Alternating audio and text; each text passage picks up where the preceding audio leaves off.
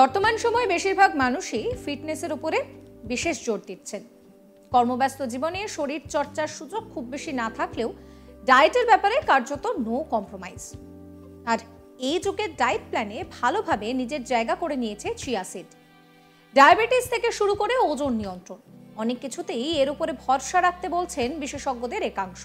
ফলে বর্তমান প্রজন্মে চিয়া সিডের বিপুল চাহিদার কথা মাথায় রেখে এর চাষে ভালো উপার্জনের আশা করছেন বোলপুরের চাষিরা। বোলপুর কৃষি দফতরের সহযোগিতায় সুদূর কর্ণাটক থেকে বীজ এনে চিয়া সিড চাষ শুরু করেছেন 4 জন চাষি। অল্প জল আর স্বল্প খরচেই এই চাষ করা সম্ভব, সঙ্গে উপার্জনটাও ভালো। তাই গতানুগতিক ধান, আলু, সর্ষে ইত্যাদি চাষ ছেড়ে চাষিরা কিন্তু এই চাষে আগ্রহী হয়েছেন। বোলপুর ব্লক কৃষি আধিকারিক জসিমউদ্দিন শেখ বলছেন যে যত দিন যাচ্ছে আবহাওয়ার পরিবর্তনের ফলে বৃষ্টিপাত কমে গিয়েছে, শুষ্ক মাটিতে এই চাষ হয়। তাই প্রাথমিকভাবে কিন্তু 4 জন চাষি এই চাষ শুরু করছেন। কি বলছেন তিনি শোনাবো আপনাদের।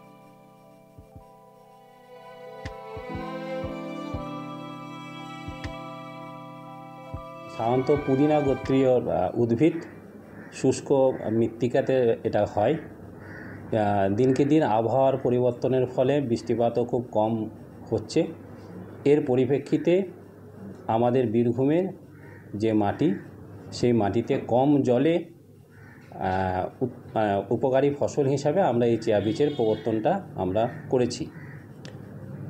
বীরভূম জেলায় মোট প্রথম বোলপুর শ্রীনিকেতন ব্লকের 4 জন কৃষককে আমরা প্রাথমিকভাবে এই চিয়া বীজের প্রবর্তন হিসাবে এই চাষটাকে আমরা দিয়েছি। কতটা পরিমাণ জমিতে? আমরা প্রত্যেকে 1 একর জমিতে এই চাষের জন্য আমরা বীজ দিয়েছি। কি সুবিধা অন্য চাষের তুলনায়? অন্য চাষের তুলনায় এটা মূলত খুবই উপকারী ফসল, বিশেষ করে নতুন একটি ফসল। এতে জল খুবই কমই লাগে, একবার জল সেচে এটা হয়ে যায়। কোনো রোগ পোকামাকড় এর লাগে না এবং ধান চাষ, গম চাষ বা অন্য যে সর্ষে চাষ, এই সমস্ত ফসলের চেয়ে এটা অনেকটাই লাভবান। এক বিঘা প্রতি কেমন উপার্জন করতে হচ্ছে? বিঘা প্রতি আমরা 800 গ্রাম করে আমরা বীজ ওনাদেরকে দিয়েছি।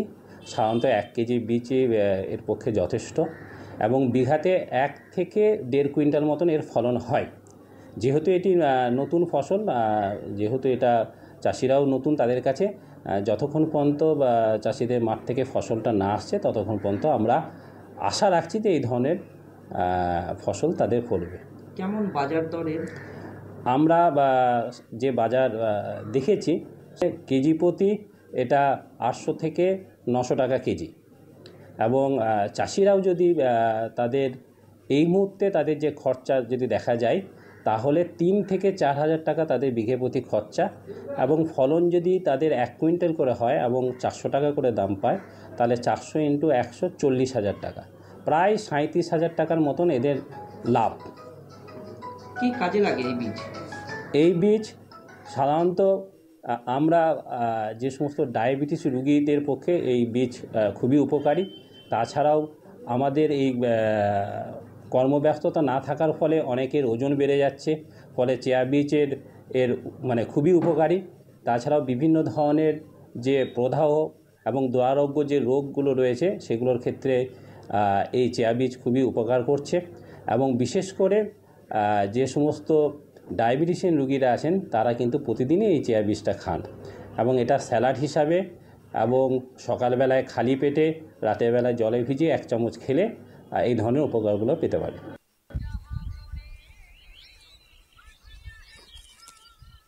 কৃষি সহায়ক স্নেহাশিস ঘোষ কি বলছেন শোনাবো আপনাদের। এই চাষ হচ্ছে গিয়ে প্রথম কথা শুরু করা হলো যে কোনো পতিত জমি যেগুলোতে চাষ হতো না সেই সমস্ত এবং জলের অভাব যে সমস্ত জমিতে, সেই সমস্ত জমিতে আমরা এই চাষের জন্য চিন্তাভাবনাটা করে থাকি। কারণ আমাদের কাছে কৃষক ভাইয়েরা প্রত্যেক সময় আসে, বলে আমাদের অনেক জমিতে চাষ হচ্ছে না, আমাদের সমস্যা হচ্ছে ওই জমিগুলোতে সেইভাবে। তো আমরা তখন আত্মা প্রকল্পের মাধ্যমে এইটাকে আমরা চিন্তাভাবনা করি যে এই সমস্ত জমিতে আমরা কীভাবে চাষিদের আয় বৃদ্ধি করতে পারি। তো তখন আমরা ঠিক করলাম এই চাষ, এখানে আমি এর বীজ পাওয়া যায়নি, তখন আমরা এটাকে কর্ণাটক থেকে আমি তখন এই বীজটা আনার ব্যবস্থা করলাম। তো এই জন্য তখন এই বীজটা দিয়ে আমরা তখন এখানে প্রথম এইভাবে চাষটা আমরা শুরু করলাম, যে এই জাতীয় চাষটাকে আমরা শুরু করলাম। এই চাষ মূলত কোথায় কোথায় হয়? এই বীরভূম বোলপুর ব্লকে এই চাষটা প্রথমেই এখানেই শুরু হয় আমাদের। আর বাইরে কর্ণাটকে এই জাতীয় চাষ প্রচুর হয়। এছাড়া যেখানে ধরুন মানে জলের অভাব রয়েছে যে সমস্ত চাষে, ইউপিতে কিছুটা, রাজস্থানে, এইসব জায়গায় এই সমস্ত চাষগুলো তো তখন ওখানে করছে। এবং এই চাষের আরেকটাও সবচেয়ে গুরুত্বপূর্ণ বিষয় হচ্ছে কি রোগ পোকামাকড় কম লাগে এবং এর পুষ্টি যে গুণ সেটা অসামান্য। সেই জন্য আমরা তখন এইখানে চিন্তাভাবনা করা হলো যে এই চাষটাকে এইখানে যাতে প্রমোট করা যায়। একজন কৃষক কি বলছেন শোনাবো আপনাদের। আমি চিয়া চাষ করছি, 2 বিঘা জমিতে চিয়া চাষ করছি। কেন অন্যান্য চাষ ছেড়ে এটা করলেন, কি উদ্দেশ্য? এর চিয়া বীজটার দেখছি দামটা বেশি, আর এটা আপনার মানে মানুষের স্বাস্থ্যের পক্ষে অনেক উপযোগী এই ফসলটা। এটাতে আপনার যেমন কোলেস্টেরলের ক্ষেত্রে খুবই ভালো জিনিস এটা, আর ভিটামিনে ভরপুর।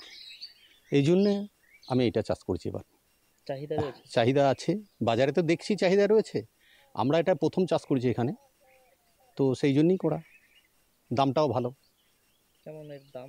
এর দাম আমরা যেটা দেখছি আপনার, তাতে দেখছি যে 800 থেকে 1000 টাকা কিলো।